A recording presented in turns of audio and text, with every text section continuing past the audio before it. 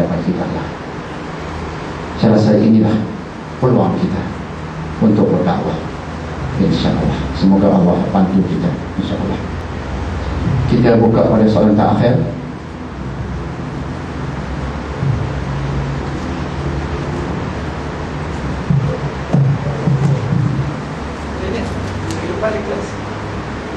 Minggu depan insyaAllah. Minggu depan ada kelas ke? Minggu depan ada kelas. Walaupun sebelah malamnya saya halakah, tapi kita ada kelas. Halakah sekarang bertukar Khamis malam Jumaat. Halakah sekarang TV9, ini promosi TV9 dah. Halakah, promosi halakah TV9 hari Khamis malam Jumaat. Tapi minggu hadapan saya kena buat rakaman hari Ahad. Tapi selepas kelas kita, saya akan terus bertolak ke sana, insyaAllah.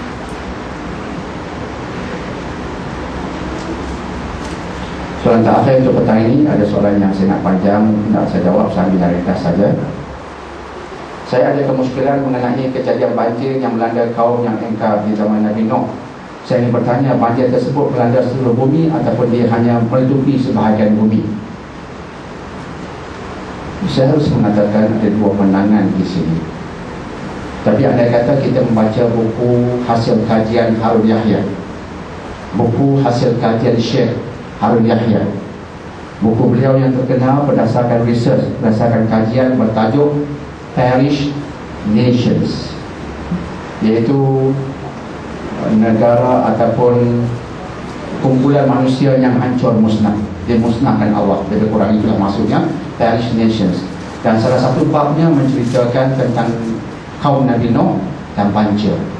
Dan beliau mengutarakan ayat Quran dan penemuan-penemuan hari ini yang menyebabkan beliau merumuskan akhirnya bahawa banjir Nabi Nuh tidak meratai seluruh dunia.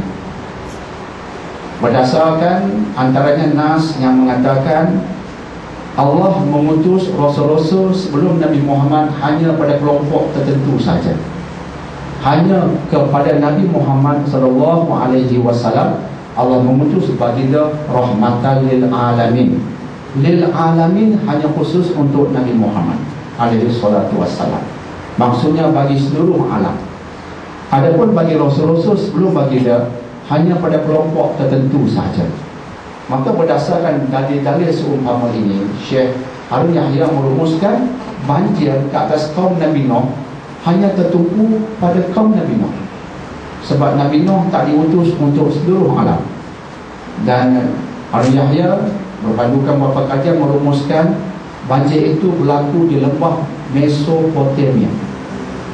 Dan ada kajian dari barat yang membuat orang kata penyelidikan, menemui lapisan tanah di dalam sana yang akhirnya dikaitkan dengan kejadian banjir besar ribuan tahun dahulu. Dan ia lebih kurang hampir sama dengan era kaum Nabi Nuh.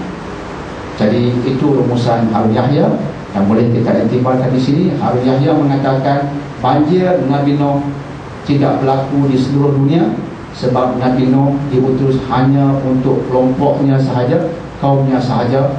Dan berdasarkan kajian sains arkeologi, beliau merumuskan banjir Nabi Nuh hanya berlaku di lembah Mesopotamia sahaja, iaitu di kawasan Iraq dan berdekatan dengannya sahaja pada hari ini. InsyaAllah, semoga ada kebaikan di situ, InsyaAllah. Jadi terima kasih banyak atas perhatian. InsyaAllah pada minggu hadapan kita bertemu semula. Apa-apa yang baik daripada Allah Subhanahu Wa Taala, yang kurang kelemahan saya sendiri. Aku lupa lihada wa astaghfirullah li wa lakum. Bismillahirrahmanirrahim. Alhamdulillahirabbil alamin wassalatu wassalamu ala asyrafil anbiya'i wal mursalin sayyidina Muhammadin wa ala alihi washabbihi ajmain. Allahumma arhamna bil Qur'anil azim waj'alhu lana imaman wa hudan wa rahmatan wa nura.